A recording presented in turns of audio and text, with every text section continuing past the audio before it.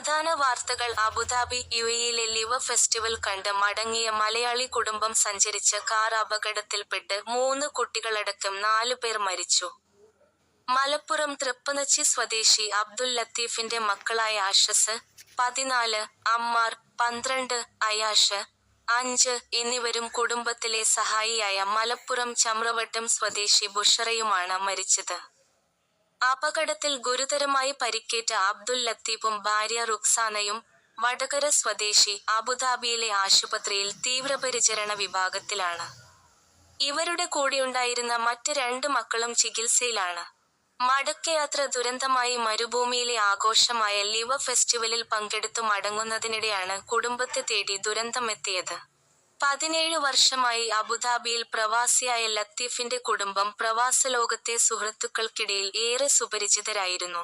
കഴിഞ്ഞ 4 വർഷമായി ഇവർക്കൊപ്പം ജോലി ചെയ്തിരുന്ന ബുഷറ, അവധിക്ക് ശേഷം 2 മാസം മുൻപാണ് നാട്ടിൽ നിന്ന് തിരിച്ചെത്തിയത്. സംസ്കാരം യുഎഇയിൽ. മൃതദേഹങ്ങൾ ഇപ്പോൾ അബുദാബിയിലെ ആശുപത്രി മോർച്ചറിയിൽ സൂക്ഷിച്ചിരിക്കുകയാണ്. നിയമപരമായ നടപടിക്രമങ്ങൾ പൂർത്തിയാക്കിയ ശേഷം മൃതദേഹങ്ങൾ യുഎഇയിൽ തന്നെ സംസ്കരിക്കുമെന്ന് ബന്ധുക്കൾ അറിയിച്ചു. ഒരു കുടുംബത്തിലെ 3 പിഞ്ചുമക്കളുടെ വേർപാട് പ്രവാസി മലയാളി സമൂഹത്തെയും നാട്ടുകാരെയും ഒരുപോലെ കണ്ണീരിലാഴ്ത്തിയിരിക്കുകയാണ്.